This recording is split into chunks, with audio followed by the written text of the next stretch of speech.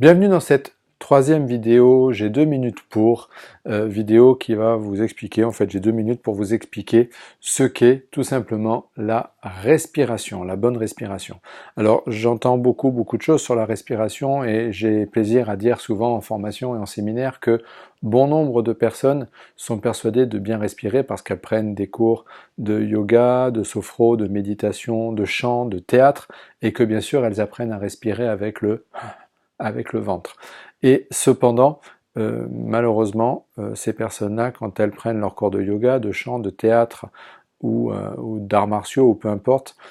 tous les lundis, tous les mercredis et tous les vendredis de 17h à 18h30, eh ben, elles ne font tout simplement que programmer leur cerveau pour bien respirer tous les lundis, tous les mercredis, tous les vendredis de 17h à 18h30, enfin du moins pour bien respirer dans l'exercice de leur art, que cet art soit du yoga, de la méditation, du chant ou du théâtre. Et dès que ces personnes sortent de l'exercice de leur art, eh ben, comme 95% des gens, comme 95% des gens pour nos amis suisses et belges,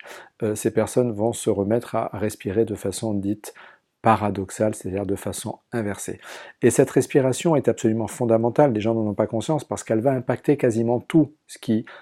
touche notre vie, tout ce qui touche le changement dans notre vie. Elle va impacter la vision que l'on a de la vie, elle va impacter l'état émotionnel dans lequel nous allons être, elle va impacter les schémas posturaux dans lesquels nous allons nous positionner, quand on sait que ces schémas posturaux sont le premier bras de levier, un des premiers bras de levier, notamment dans les techniques en programmation neurolinguistique,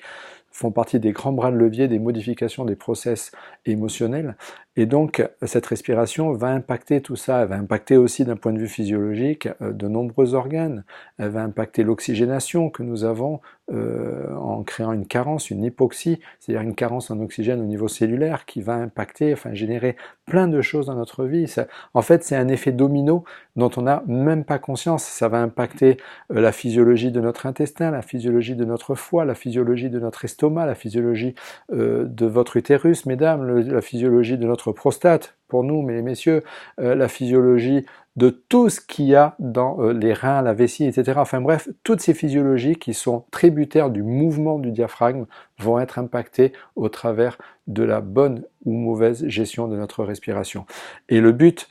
c'est de réapprendre en fait à respirer, de réapprendre comment pouvoir avoir une respiration abdominale, donc de reprogrammer une respiration, et cette reprogrammation, elle passe selon un process, un protocole qui est bien déterminé, avec une prise de conscience en étant dans le moment présent, parce qu'on ne peut reprogrammer d'un point de vue cortical que lorsque l'on est ancré dans le moment présent, et donc ça passe par un protocole que je tâcherai de vous expliquer lors de différents séminaires. Voilà, je vous dis à tout bientôt, pensez que la respiration est fondamentale,